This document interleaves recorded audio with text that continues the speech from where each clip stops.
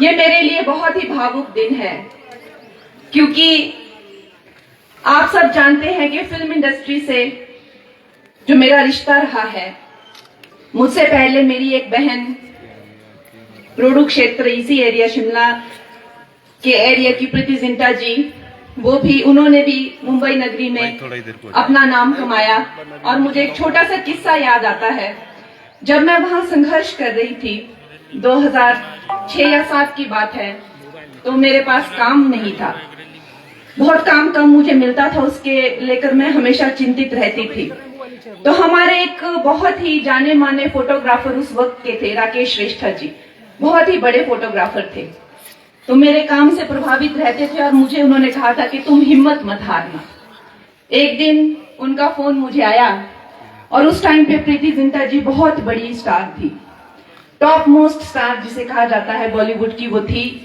और मैं मात्र वहां पे संघर्ष करती थी, लेकिन मेरी उम्मीदें दिन ब दिन टूटती जा रही थी। तो राकेश श्रेष्ठा जी ने मुझे कहा, देखो मैं प्रीति के साथ हूं, अभी शूट कर रहा हूं, चलो मैं तुम्हारी बात कराता हूं। तो मैं एकदम डर गई। मैंने कहा क्या बात करूंगी मैं उनसे और क्या बोलूंगी। तो उन्होंने फोन लिया और जैसे वो हमेशा खिलखिलाकर हंसती हैं, उन्होंने कहा, देखो तुम, अब मैंने हिमाचल का झंडा गाड़ा, अब मेरे बाद तुम हिमाचल का झंडा गाड़ना। तो ये भावुक उनके साथ जो मेरा वार्तालाप हुआ था, मुझे हमेशा याद रहेगा। और आज जैसे ही मैं रामपुर में आई तो मेरी बहनों ने मुझे ये ड्रेस दिया। और आप सब बहनें जानती हैं कि महिलाओं के लिए सारी दुनिया की जायदाद गहने एक तरफ और ड्रेस पाने का सुख एक तरफ। तो जैसा उन्होंने मुझे बहुत ही सुंदर ड्रेस दिया, और ये ढाठू, हमेशा मैं आई हूं शिमला कई बार, तो देख के हमेशा मन तो करता था कि कैसे पहनते होंगे, क्या लगता होगा पहनकर। इस तरह के विचार हमें आते हैं, अक्सर महिलाओं को ज्यादा आते हैं, कैसे मांगे, कैसे पूछें। हमारे माता पिता भी बोलेंगे तुम अभी ऐसे फालतू खर्चे कर रही हो। इस तरह के कई विचार आते थे बचपन में, लेकिन वो मेरी बड़ी इच्छा आज पूरी हुई कि मुझे ये ड्रेस मिला, और मेरे लिए बहुत सुंदर एक यादगार रहेगी। आगे चलकर ये कहानी मैं भी अपने परिवार वालों को बताऊंगी कि ये ड्रेस मुझे उस दिन यहाँ मिला था। दोस्तों, हमारे जो हिमाचल के लोग होते हैं, हम बड़े ही भोले और सीधे साधे होते हैं, लेकिन आपने देखा कि मेरी हर बात को लेकर मुझ पर आक्रमण हो रहे हैं। यहां तक कि मैं कोई ड्रेस पहन लूं किसी क्षेत्र की, उसको लेकर भी मुझ पर टिप्पणियां हो रही हैं, अभद्र बातें हो रही हैं कि जैसे फिल्म की वो शूटिंग कर रही है। दोस्तों, हमारा जो भारत है, ये हर तरह की सांस्कृतिक विविधताएं, सांस्कृतिक धरोहर, विरासत, ये हमें संपूर्ण भारत में मिली है। अगर मैं कभी गुजरात जाती हूँ तो अवश्य ही हर लड़की की तरह मेरा मन करता है कि वो जो कच्छ की एम्ब्रॉयडरी, जो शीशे वाली कढ़ाई वाले जो लहंगे पहन के लड़कियां गरबा करती हैं कि हम भी काश ऐसा करें। अगर हम महाराष्ट्र जाते हैं तो मन करता है कि हम भी ये मराठाओं की पैठनी पहने। अगर हम बंगाल जाते हैं तो वहां की जो मशहूर जामदानी साड़ी है, मैं हमेशा जाकर वो खरीदती हूँ और हमेशा पहनती हूँ। न जाने ऐसे कितनी ही आंध्र प्रदेश की काम की साड़ियां हो या तमिलनाडु की हो, मैंने हमेशा ही भारत की संस्कृति को और उसकी धरोहर को पूरे विश्व में उसका परचम लहराने में, उसको संस्कृति को फैलाने में कभी भी कोई भी कसर नहीं छोड़ी। जब मैं राजनीति में नहीं भी थी, तब भी चाहे कुल्लू की पट्टी हो या पट्टू हो, हर जगह मैंने उसका बहुत प्रचार किया। दोस्तों, ये बात भी मेरी इनके आंखों में खटक रही है। हर बात जैसे मेरी इनकी आंखों में खटकती है, मेरा तो मात्र सांस लेना ही इनकी आंखों में खटक रहा है। क्या कारण हो सकता है जब आपकी बहन, आपकी बेटी कंगना का नाम आया, जब मुझे टिकट मिला तो ये लोगों ने मुझे कहा कि ये लड़की का क्या भाव चल रहा है। हम सब मंडी की महिलाएं हैं, बेटियां हैं, बहनें हैं, हम उसके मंडी क्षेत्र में आती है, मेरी सरकाघाट में जन्म हुआ है, मनाली में मैंने घर बनाया है, और मैं आज यहाँ पे मुझे आप लोगों की बेटी, आप लोगों की प्रत्याशी, आप लोगों की सेविका बनाकर भेजा हुआ है। तो मुझे इस तरह की अभद्र टिप्पणी की कि क्या भाव चल रहा है मंडी की महिलाओं का। दोस्तों, इस तरह की बातें सुनकर किसका दिल नहीं दहल जाएगा। और अब उसके बाद मुझे कहा गया कि तू अपवित्र है, फिल्म इंडस्ट्री में काम करके आई है, जा तू पहले पवित्र होके आ। किसी कलाकार के बारे में इतनी नीच सोच रखना, किसी बहन के बारे में जिसने संघर्ष करके ना कि सिर्फ अपने परिवार के लिए रोजी रोटी कमाई, भाई बहनों को पढ़ाया। मेरी बहन पे एक्सीडेंट में एसिड अटैक हुआ था, उनका इलाज करवाया, ना कि सिर्फ इतना ही किया जबकि पूरे प्रदेश को जो है, पूरे देश में सम्मान दिलाया। इस तरह की बातें मेरे बारे में करते हैं कि तू पवित्र होकर आ। तो जाहिर है हमें पता चलता है कि महिलाओं की क्या दशा है इस वक्त। दोस्तों, एक तरफ ये कांग्रेस के लोग हैं जो इस तरह की बातें करते हैं क्योंकि ये अमीर घरों के बच्चे हैं, ये हर तरह की सुख सुविधाओं में पले बड़े हैं। इन लोगों ने, जैसे प्रधानमंत्री मोदी जी ने गरीबी देखी है, एक गरीब माँ के बेटे होकर जब उन्होंने अपनी माता को संघर्ष करते हुए देखा, बर्तन धोकर झाड़ू पोछा देकर इतने सारे बच्चों का पालन पोषण करते हुए, गरीबी से जूझते हुए, संघर्ष करते हुए देखा, तो उनके मन में ये भाव आया कि महिलाएं तो कितनी शक्तिशाली होती हैं। उन्होंने जब अपनी शक्ति स्वरूपा माता को देखा तो उन्हें लगा कि एक महिला अकेले इतने बड़े परिवार को, इतने सारे पुत्रों को, पुत्रियों को बड़ा कर सकती है, तो एक महिला में कितनी शक्ति होती है। और यही कारण है कि उन्होंने महिलाओं को विधानसभा, लोकसभा में 33% आरक्षण दिया। उन्होंने कहा कि मुझे महिलाओं का सशक्तिकरण करने वाला भारत नहीं, वो भारत चाहिए जहां महिलाएं भारत का नेतृत्व करती हैं। मुझे लीडर्स चाहिए। और मेरी बहनों, माताओं, आप देखेंगी कि जब 29 का इलेक्शन होगा तो अगर अभी विधानसभा में 68 सीटें हैं और उसमें सिर्फ एक महिला को सीट है, सिर्फ एक महिला भी है एक्टिव, आपको 22 महिलाएं, 88 में से 22 महिलाएं एक्टिव मिलेंगी हिमाचल प्रदेश विधानसभा चुनाव में। ये विजन है मोदी जी का। क्यों? क्योंकि वो एक गरीब घर के बेटे हैं, वो कोई राजा रजवाड़े नहीं है। लोकतंत्र में सिर्फ एक राजा है और वो राजा है प्रजा। लोकतंत्र का राजा सिर्फ प्रजा है। हमारे प्रधानमंत्री खुद को प्रधान सेवक कहते हैं और अब उन्हीं के ही कदम चिन्हों पर चलते हुए हम उनकी सेना, हम भी सोचते हैं कि जो सुख हमें आज तक अपने लिए जीने में, फिल्म इंडस्ट्री में जो भी पाया, जो भी कमाया, अपने लिए किया, उससे ज्यादा सुख निश्चय ही मुझे अपने लोगों की सेवा करने में, अपने लोगों का कल्याण करने में, अपना जीवन उनके लिए समर्पित करने में मिलेगा। ये विचारधारा भारतीय जनता पार्टी की विचारधारा है। आप नाम देखिए, आप भारतीय जनता पार्टी, जो एक जनता की पार्टी है, और वहां एक अंग्रेजी का नाम है जो अंग्रेज के जमाने से चला आ रहा है। वो जमाने गए दोस्तों, अब वो जमाने नहीं रहे।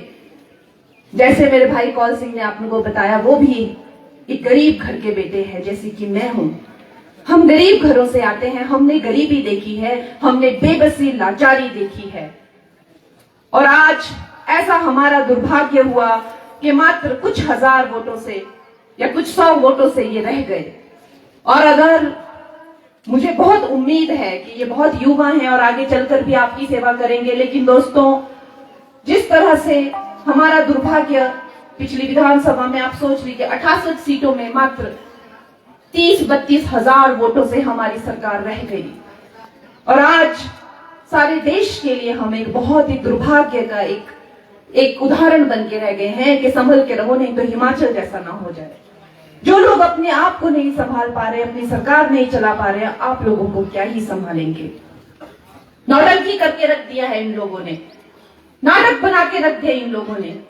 इन लोगों को कहीं भी बहुमत है नहीं। जैसे कि जयराम जी कहते हैं कि अगर नैतिकता के आधार पर इनको शर्म होती तो ये इस्तीफा दे देते। इनके पास मेजॉरिटी है ही नहीं, लेकिन फिर भी नहीं दे रहे, कुर्सी से चिपक के बैठे हुए हैं। इतने इन लोगों ने अंट संट वादे किए, 1500 हम महिलाओं को लगाएंगे, 100 रुपए में भैंस का दूध लेंगे, ऐसी ऐसी हम मोबाइल हॉस्पिटल चलाएंगे जो जगह जगह जाके मुफ्त इलाज करेंगे। कहाँ है वो मोबाइल हॉस्पिटल? हर विधानसभा में हम 4-4 विद्यालय खुलाएंगे, कहाँ है वो विद्यालय? युवाओं को हम 6 लाख नौकरियां देंगे, कहाँ है वो 6 लाख नौकरियां? इनकी कोई जिम्मेदारी थोड़े है। ये तो कुछ कुछ जगहों पे छोटे मोटे बचे हुए हैं। जिम्मेदारी तो हम लोगों की है। हम लोग विश्व की सबसे बड़ी पार्टी हैं, विश्व के सबसे लोकप्रिय नेता की हम सेना है। हम एक शब्द भी यहां से वहां नहीं बोल सकते, पूरा आसमान गिर जाएगा, धरती फट जाएगी। हम पे इतनी जिम्मेदारियां हैं। आज हमारा नेतृत्व जब खड़े होते हैं तो पूरे, चाहे इटली अमेरिका से लेकर सब लीडर्स खड़े होते हैं, और जब लोकप्रियता आती है तो 78 से 80% मार्क्स जो है वो मोदी जी को मिलते हैं। हम कुछ भी ऐसे ही नहीं बोल सकते, और हमें उनकी गारंटी के साथ चलना पड़ता है। मोदी की गारंटी का लोहा आज पूरा विश्व मान रहा है। हमें उनकी गारंटी के साथ चलना पड़ता है, ना दाएं ना बाएं, हमें सीधा सीधा चलना पड़ता है दोस्तों। लेकिन आप खुद सोचिए, ये जो चुनाव हो रहे हैं, ये लोकसभा के चुनाव हो रहे हैं, हम यहाँ प्रधानमंत्री चुनने जा रहे हैं। सारा विश्व जानता है कि आएगा तो मोदी ही, तो फिर वह यहां से नेतृत्व किसी और सरकार का क्या करेगा लोकसभा में? यह भी तो एक सोचने वाला विषय है हमारे लिए। जैसे हमें यहाँ पे डबल इंजन सरकार नहीं मिल पाई, इन लोगों का वही शुरू है, नहीं मिला जी, पैसा नहीं मिला, नहीं मिला, हमें पैसा नहीं मिला। और जयराम जी आते हैं, फिर मीडिया को बुलाते हैं और कहते हैं इनको अभी 1800 करोड़ दिया, इनको अभी 3000 करोड़ दिया, इनको इतना खा गए, सब खा गए, पचा लिया। जहां पे डबल इंजन सरकार नहीं होती वहां पे लोगों की यही दुर्दशा होती है दोस्तों। इसलिए हमें डबल इंजन सरकार के साथ ही चलना है। जब सेंटर में मोदी जी बैठेंगे तो यहाँ भी आपकी बेटी कंगना भारतीय जनता पार्टी से आपने मुझे भेजना है वहां पे।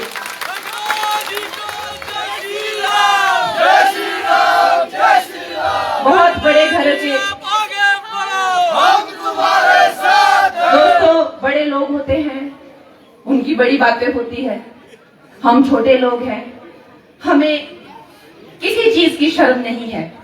बड़े लोग कहते हैं कि हम डाकिया नहीं बनेंगे, हम कोई तुम्हारे डाकिया हैं, लेकिन मैं कहती हूं कि मैं आपकी डाकिया हूं, मैं आपकी बेटी हूं।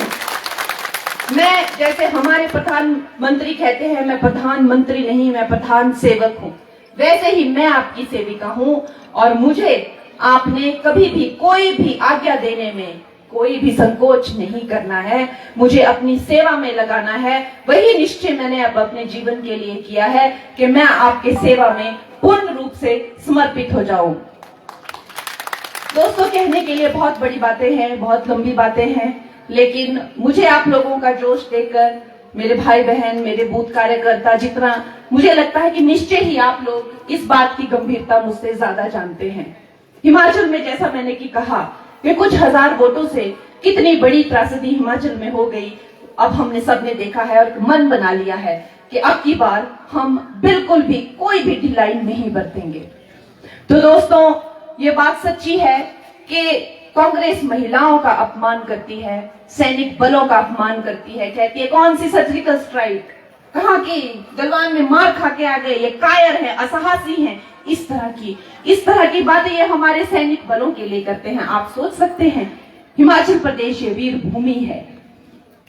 एक वक्त था जब सौरभ कालिया से लेकर न जाने कितने लोगों के आंखें और गुर्दे नोच के हमारे हाथों में बैठाते थे, ये लोग हमारे हाथों में देते थे, पाकिस्तान के लोग। और आज ये लोग थर थर कांपते हैं जब मोदी उंगली उठाकर बोलता है कि गलती कर गए तुम, बहुत बड़ी गलती कर गए। तो अभिनंदन को चाय पिला के, हार डाल के, आरती उतार के ये लोग बॉर्डर के पार छोड़ के जाते हैं और हाथ जोड़कर माफी भी मांग के जाते हैं। और इनसे पूछिए, एक टाइम पे ये उछल उछल के हमें परमाणु बम की, इसकी उसकी ये धमकियां दिया करते थे। आज किसने इनके हाथों में भीख का कटोरा थामा है कि ये लोग आटा और पानी मांगते हुए घूमते हैं। ये हमारे मोदी जी की ये पूरे विश्व में जो है वो छवि है अब भारत की। दोस्तों, चाहे G20 का नेतृत्व हो, चाहे गगनयान हो, चाहे चंद्रयान हो, चाहे हमारी बहनों के लिए शौचालय हो, चाहे मुफ्त का अनाज हो, चाहे मुद्रा लोन हो, आयुष्मान हो, ना जाने ऐसी कितनी योजनाएं उन्होंने दी हैं, लेकिन वो भी कहते हैं कि ये ट्रेलर है, काम करने को बहुत है। कहां से शुरू किया है उन्होंने काम, आप ये भी तो सोचिए। पूरे विश्व में एक तरह से क्षेत्रीय युद्ध हो रहे हैं, महामारियां आई हुई हैं, लेकिन फिर भी 9 सालों में उन्होंने हमें 5वीं अर्थव्यवस्था बनाया, आप तीसरी बनाएंगे। शौचालयों से तो उन्होंने शुरू किया है, सफाई से तो उन्होंने शुरू किया है।